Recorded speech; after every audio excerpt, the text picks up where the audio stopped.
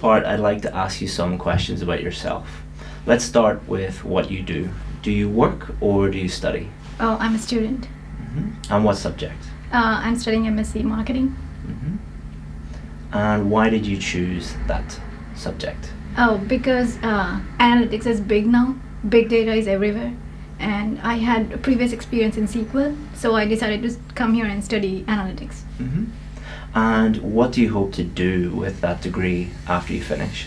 Oh, I hope to work as a data scientist in the future, yeah. Why? Like I said, like big data is everywhere, and I really like SQL and data. I like everything about data. So this degree gives me the opportunity to study it in more detail than I knew previously. So I think, yeah, it is a good opportunity to start a career in data analytics and data science. Okay, now let's talk about your free time. What do you like to do in your free time?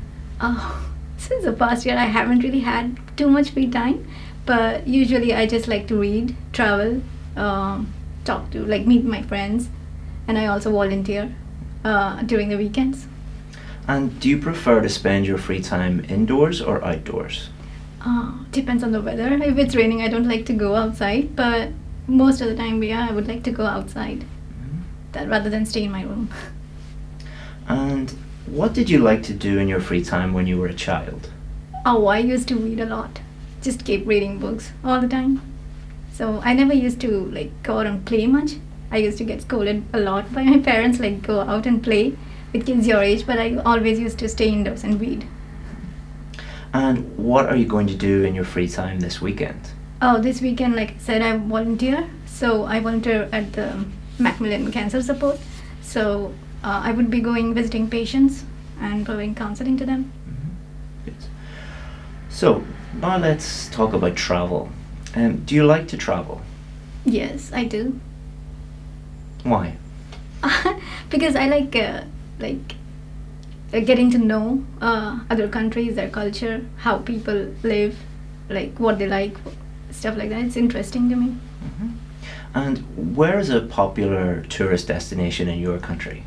Oh, in my country, people mostly like to go to Europe because it's like colder, and I come from a very warm country, so it's like a pleasant change for them. So most of us would like to go to America or anywhere in the Europe where it's colder. Is traveling abroad very popular in your country? Oh yes, it is. It is quite popular.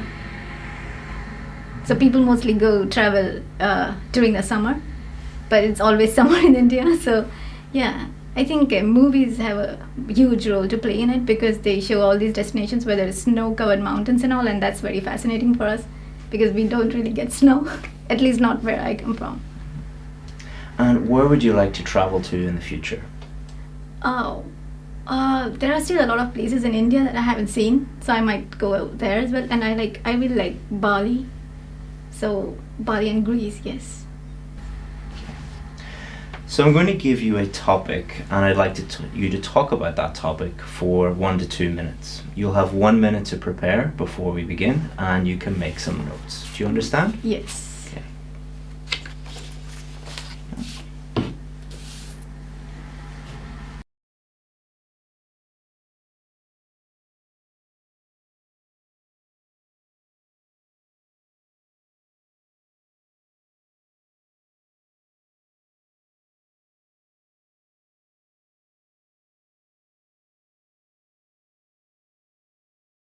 Okay. Okay. The type of clothing that I like to wear is mostly generally casual, but I wear different types of clothes on different occasions like everyone else, I suppose. So like regardless of the weather, in India we have a lot of festivals, so usually I do like to wear casual clothes, but like just a jeans and a t-shirt. But like on occasions, on festive occasions, I wear like traditional Indian clothes, and I get them specifically made because they like you can't really buy like traditional Indian clothes in the malls and all. But I do get them made, tailor made for me, and because then you can choose your own style, your designs, there are a lot of like stuff like that. So yeah, when you go to a temple, I wear like pure simple clothes because that is the tradition. So that that makes me feel like really peaceful and calm, because most of the time you wear like simple clothing when you go to a temple, so it makes me feel calm when I wear those clothes. And during festivals, when I wear like those traditional Indian clothes, it makes me happy because it's like a festival I've been celebrating since I was a kid. So during Diwali and Holi and all, yes, in Holi I wear like everyone wears white clothes because they throw colors on you. So you get like, you go out with a white cloth, and then when you come back it's like all colorful. So different clothes for different occasions, I suppose. Here I have been wearing a lot of warm clothes, and that makes me feel really, really warm. Yeah. And I buy clothes from different stores, I suppose, depending on what kind of clothes I want. And oh my god. So yeah, and when I go for an interview, I mostly dress in formals, so that makes me feel very confident and that I'm prepared. Excellent. Good. Okay, so I'll take this off you, please. Excellent. Alright, so we've been talking about clothing, and now I'd like to talk about designer clothes. So, are designer clothes popular in your country these days? Yes, I think so, yeah. They're quite popular. It depends on like the person actually. Like people, designer clothes are usually very expensive. So only a people of certain socioeconomic class can buy those clothes. So they are popular in certain segments of the society, yes. And why do you think people buy designer clothes? Oh, I think because it has a social status attached to it. So when you're buying, like when you're wearing a specific label, the people recognize it, and then it shows like what kind of class you belong to, and it is a huge thing in India, I think. So I think it's because of that. It shows like you are from a different class of society, and it shows your affluence, I think. You can flaunt your affluence that way. Maybe that. So now let's talk about working clothes. Do you think you can judge someone based on the kind of clothes they are wearing at work? I personally don't, but I think there is a certain image attached to what you're wearing, and people build up perspectives about how someone is based on what they're wearing, I think. But personally, I don't. And should people be forced to wear certain clothes in work? Well, they shouldn't be forced, but I think ever since like we were young, we are told to wear certain clothes in certain settings because it's appropriate. So in schools we wear uniforms, and we are trained that way. When we go to a temple, we have a certain set of clothes. When we have festivals, we have a certain set of clothes. So I think when we are trained to dress in a certain way in a certain setting, you get used to it. So I don't think it's like people are forcing you to wear like formal clothes in an office setting, but it's a tricky one. Well, I don't think someone should be forced, but as individuals, we should be aware enough of what not to wear in an official setting. So we should make that decision by ourselves, so you don't feel like you're forced to do it. And how have work clothes changed in the last couple of decades? I think it has become less formal now in a lot of settings. Like I think companies like Google have made it really popular to where like engineers, they're like smartest of people, they just go to office wearing casual clothes, just in a t-shirt and jeans, which is very casual. And they lay more importance on your work ethic, like how you work and how much you contribute, rather than what you wear. So that is really a refreshing change, I think. So it shouldn't matter what you wear, but like how you work and how much you contribute. So I think times are changing and people are really getting more relaxed about what you wear. Okay, that's the end of the test. Well done. Thank you. So the speaking test has 4 criteria. So pronunciation is number 1. Then we have lexical resource, which is just another way of saying vocabulary. And then we have grammatical range and accuracy, so let's just call that grammar. And then we have fluency and coherence. Okay, So let's start off with pronunciation. So I could understand 100% of what you were saying, which is very, very important. If the examiner couldn't understand 100% of what you were saying, then they probably would give you at least a 6 or below for pronunciation, but I could understand 100% of what you were saying. You do have a tiny little bit of, we call accent interference, but that didn't stop me actually understanding what you said at any time. It was very, very easy to understand what you were saying. Now, we'd also think about higher level pronunciation features, things like intonation, sentence stress, word stress, connected speech, and you're actually at a very high level in terms of the higher level pronunciation features.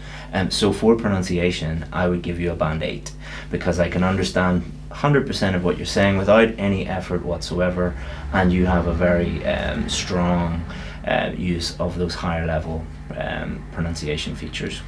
In terms of vocabulary, your accuracy is very, very good. You rarely slip up in terms of your accuracy for vocabulary, and your range is also very, very good. You have some topic-specific words for nearly everything that I ask you for. You're not searching for vocabulary. You know you can access the vocabulary very, very easily and use that very, very well. I think for you, if you were to do the IELTS test again, I would encourage you during your preparation to take some more chances with vocabulary and maybe show how broad your vocabulary actually is, because I think your vocabulary is much, much broader than what you actually showed there today. But we didn't give you any coaching or anything like that before we did this. But next time I would just try and during your preparation to take some more chances, but in the real test, you use the 100% rule.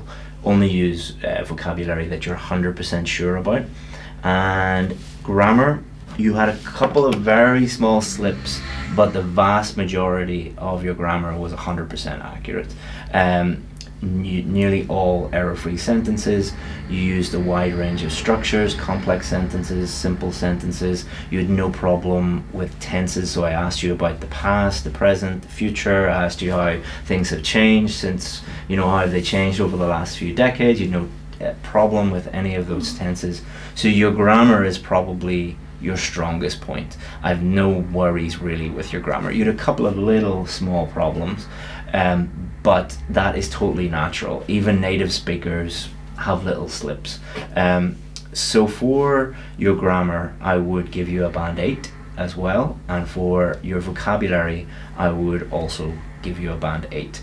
But that would be something that I would, if you were to do the test today immediately, you might get a 7 for vocabulary if you didn't show the range of vocabulary that you're capable of. So if you were to do the test tomorrow, I would say, just use some more advanced adjectives and nouns and show how good your vocabulary actually is. Your fluency is also very, very good. You don't speak with any noticeable effort, so you don't have to think about the grammar or the vocabulary. Linguistically, you're very advanced, so that doesn't affect your fluency, and you're able to speak without much effort at all. However, the one thing that I would say is your not your weakness, but this is something that many advanced students like you are not aware of, is that you need to develop your answers as much as you can, especially for part 3. So part 1, they're just normal everyday questions about yourself, but you were giving sometimes one word or just a few word answers. So I often had to say, like, why is this? So I said, what are you studying? And you just said, I'm studying this. And why do you like that? So if we were having a normal conversation, no problem, because that's totally normal to say that. But remember, you're in a test and the examiner has to judge your pronunciation, your vocabulary, your grammar, your fluency. So just one word answers, they don't have enough data to go on, really. They teach us differently in India then. They teach you differently? Yeah. What do they say? Because I have a tendency to just go on until they stop me, because that's what I saw on YouTube videos. Mm. But then they told me, like, just answer the question, don't go off on a tangent. Yeah. So I just stick to that. I think that's a few different things. So one, going off on a tangent, Yeah. you shouldn't do that, because that you're going to lower your score for coherence. Because coherence is, did the answer make sense? So if I ask you about clothing and you start to talk about your favorite music, that's a problem. What your Indian teacher was probably referring to might have been that, but it could also be that certain students just talk on and on and on and on as much as possible. And in part one, I know this is frustrating advice, but not too short, not too long. So what does that mean? So too long, the problem with that is the examiner has to ask you a range of different questions, so they will keep stopping you. And often students will be like, oh, what did I do? Did I do something wrong? And they will get very flustered. So a good teacher should not tell you, just keep talking on and on and on and on, especially for part one. So a good way to answer part one questions is answer the question and then give a little bit more detail or an example or an explanation, just a little bit more information for the examiner to judge your answer on and understand your answer fully for that question. So I don't like giving exact number of sentences, because then people are thinking about number of words and number of sentences. But for example, what do you study in university? I like to study data science, or I like to study business because, and then explain why you like it. Or what would you like to do in the future? I would like to be a data scientist because I really blah blah, you like this, you like that. Or I would love to work for Google because my brother works for Google, or something like that, a real example. Part two, you did very, very well in terms of coherence, because you spoke for the full 2 minutes, and you had a little slip at the end, but that's no big deal. The examiner is not judging you on one little slip, they're judging you on your whole performance, and you did very, very well for part two. Part three is the part where you really do need to develop your answers, because part one is just questions about you, whereas part three are more abstract questions about ideas in general. So I didn't ask you, what are your favorite clothes? I asked you, why do people buy designer clothes? Like a more abstract question. So that requires you to answer the question and then develop your answer, provide reasons for your answer, provide explanations, and then you could also develop by giving some examples. So one way you could immediately improve your coherence would be to throw in some examples in there. So for example, let me have a look at the question that we asked you. Let me give you, got it here somewhere. So the last question was, how have work clothes changed in the last few decades? And you talked about Google, and that was really good. You could also maybe talked about 20 years ago, what were software development companies or tech companies like? Should people be forced to wear certain clothes? You maybe could say, someone working as a police officer, yes, or someone, you're not being judged on the content. You're being judged on how you say it. As I said, fluency, pronunciation, grammar, vocabulary is not, the content is not important, but coherence is important, developing the answer, especially for part three. So I think if I was to give you any advice, that would be the main thing to work on, would be the coherence. Part one, give a little bit more information, and then part three, fully explain it, give some examples, and you can also answer them by saying, well, some people would think, yes, people should be forced to wear clothes, and this is why they would think this, and here's an example of this, for example, police. Whereas other people who work in the tech industry would say, absolutely not, you can wear anything you want, but I think personally this, so you can really develop it by looking at things from different angles. But the difficult things for most students are pronunciation, grammar and vocabulary. You don't have any real issues with those whatsoever. They take a very long time to improve. Fluency can take a long time to improve, no problems there. Coherence, you can improve it in a day. So you would be, I think that you could do even better than the last time you did the test, which you got at band 8. I think with a little bit of practice, you could do even better. All right. Thank you. Do you have any questions? Well done.